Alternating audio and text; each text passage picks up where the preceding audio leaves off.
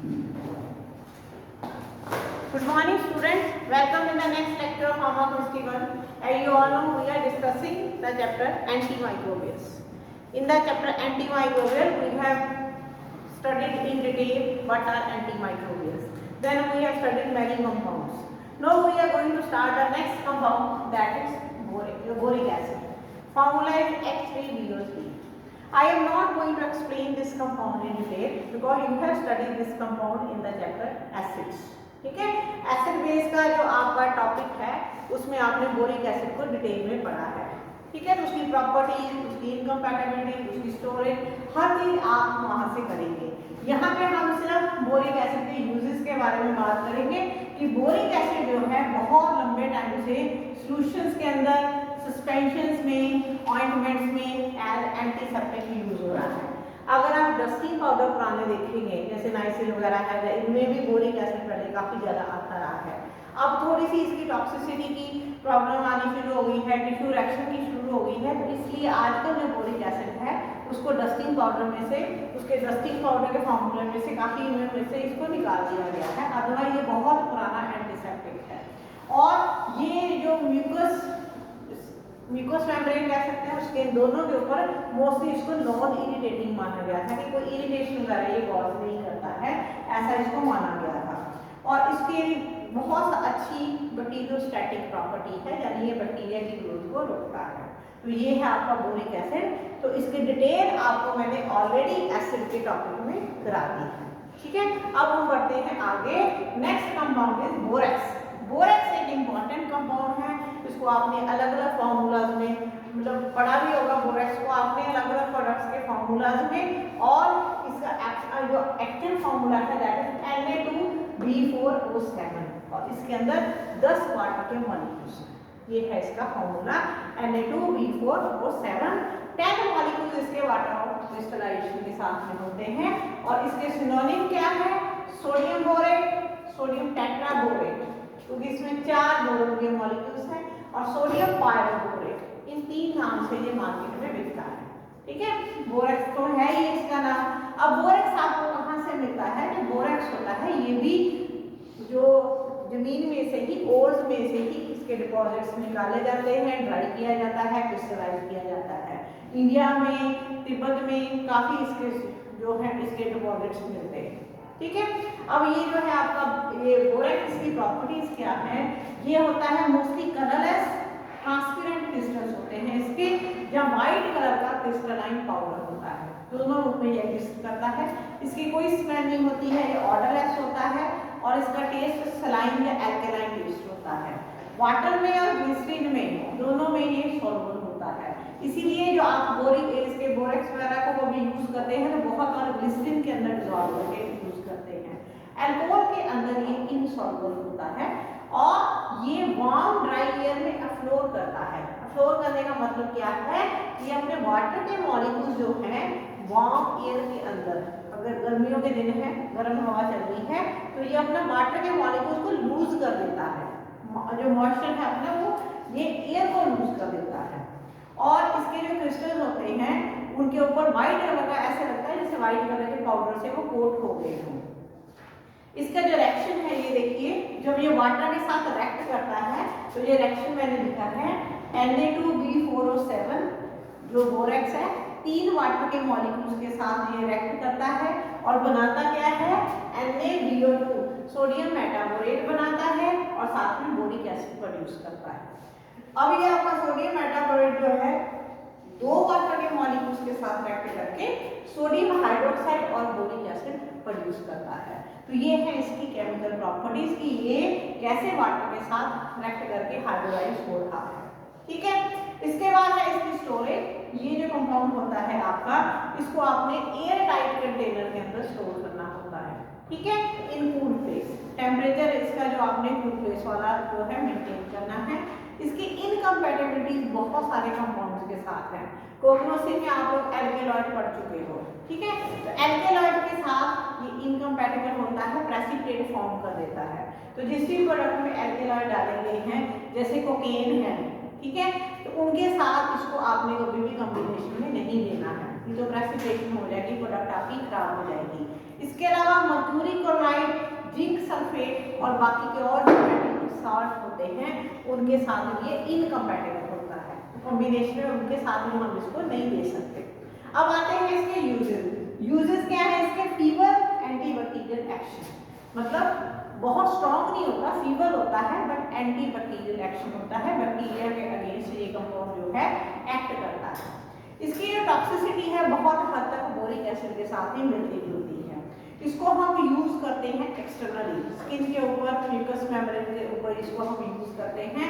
इसका हम लेते हैं 1 to 2% सोल्यूशन जो बोरेक्स का लेते हैं एज आई वॉश, आंखों को वॉश करने वाला सोल्यूशन।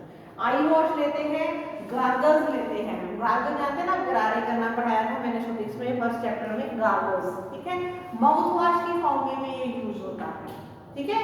ओरल कैविटी को वॉश करने वाला सोल्यूशन, उसमें भी ये यूज होता है। और wet dressing from for wounds, जख्मों के ऊपर वेट ड्रेसिंग करने के लिए भी हम इसको यूज करते हैं। इसके अलावा इसकी लोजेंजेस भी आती हैं मार्केट में, बोरेक्स के लोजेंजेस आते हैं क्योंकि इसके अंदर अस्ट्रिंजेंट एक्शन भी होता है।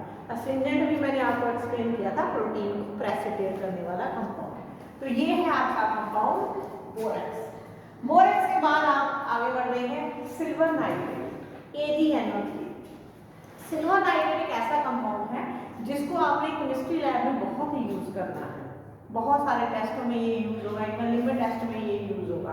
तो सिल्वर नाइट्रेट जो है इसका फार्मूला है AgNO3। इसको हम प्रिपेयर कैसे करते हैं? इसको कंटिन्यूसली हीट किया जाता है, जो नाइट्रिक एसिड होता है उसको सिल्वर मेटल के साथ हीट किया जाता है और क्या प्रोड्यूस होता है? Silver nitrate plus nitrous dioxide plus water. इस तरीके से इस कंपाउंड को हम प्रिपेयर करते हैं। अब सिल्वर नाइट्रेट आप लोग जब लैब में यूज करोगे, आप देखना वो कैसा होता है बुक में। वैसे इसको जो इसका जो सॉल्ट होता है वो होता है कलरलेस और वाइट कलर का, ऑर्डरलेस होता है, किसी भी तरह की उसकी स्मेल नहीं होती है, रोम्बिक क्रिस्टल्स होते हैं, ट्यूबुलर भी हो सकते हैं। इसका जो टेस्ट होता है बिटर होता है, थोड़ा कास्टिक होता है और एंगल मेटालिक टेस्ट भी इसका थोड़ा सा फील होता है।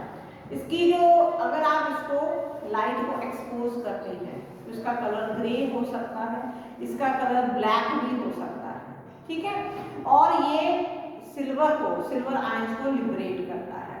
इसकी जो सॉल्युबिलिटी है वाटर के अंदर बहुत अच्छी है, इसीलिए आप इसका जो सोल्यूशन बनाते हैं वाटर के अंदर बनाते हैं। इसके अलावा ये अल्कोहल के अंदर जो है स्ट्रेंथली सॉल्युबल होता है, बॉइलिंग वाटर के अंदर ये फ्रीली सॉल्युबल होता है, तो उसके अंदर भी आप इसका सोल्यूशन बना सकते हैं। इसका जो 1% सोल्यूशन होता है उसकी जो pH होती है दैट इज बिटवीन 4.5 to 6, इस रेंज में इसकी pH होती है। और 4% सोल्यूशन की pH होती है 5.4 से लेके 6.4 तक, यानी एसिडिक pH होती है।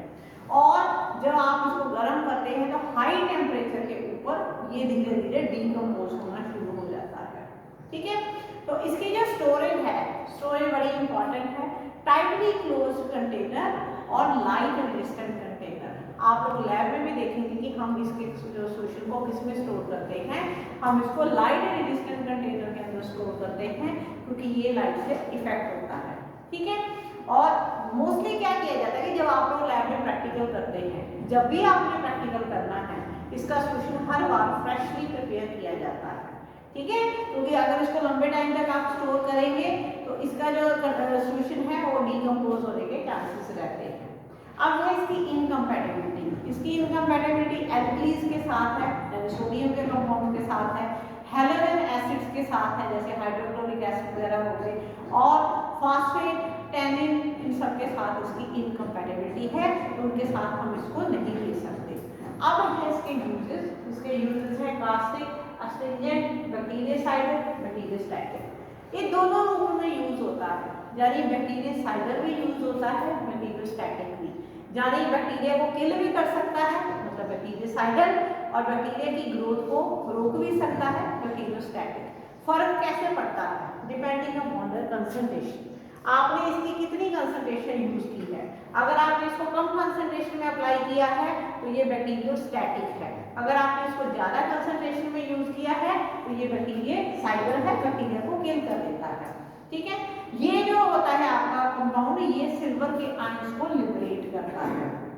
इसकी जो सॉल्यूशंस होते हैं उनको हम यूज करते हैं 0.01 से लेके 10% कंसंट्रेशन तक इसकी एंटी बैक्टीरियल एक्टिविटी के लिए। इसके अलावा अस्टेंजेंट एक्टिविटी के लिए भी यूज करते हैं हम एज प्रोटीन प्रेसिपिटेंट, इसको हम यूज करते हैं। इसकी 1% सिल्वर नाइट्रेट ऑप्थेल्मिक सॉल्यूशन भी आता है, जो बिल्कुल छोटे बच्चे होते हैं उनकी आईज को वॉश करने के लिए इसको हम यूज करते हैं। इसका 0.5% सॉल्यूशन हम वेट ड्रेसिंग में यूज करते हैं जिन पेशेंट्स को बर्न हुए होते हैं, ठीक है, कोई बहुत हाई डिग्री बर्न हो गए किसी पेशेंट को, वहां पे जो वेट ड्रेसिंग करनी है तो वो इसके 0.5% सॉल्यूशन की जाती है, ठीक है।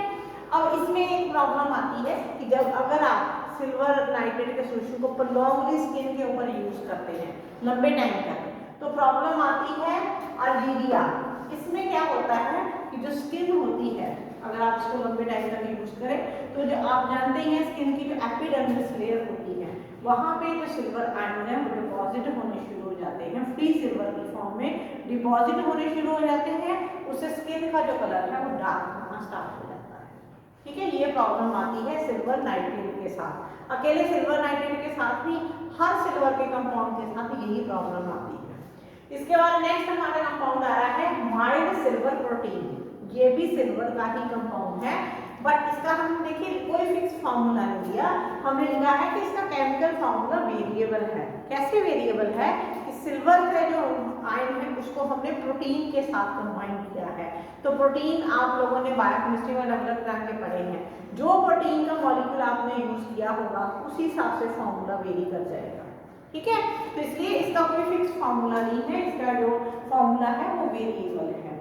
और ये जो कंपाउंड होता है इस कंपाउंड में जो आईपी कहती है कि अकॉर्डिंग टू आईपी इसमें मिनिमम 19% और not more than 23% of silver होना चाहिए। मतलब आपने ये जो कंपाउंड बनाया है माइल्ड सिल्वर प्रोटीन, इसके अंदर जो सिल्वर की अमाउंट कितनी होनी चाहिए, बिटवीन 19 to 23%, कम से कम 19, ज़्यादा से ज़्यादा 23%, इस रेंज में इसके अंदर सिल्वर के आयन होने चाहिए।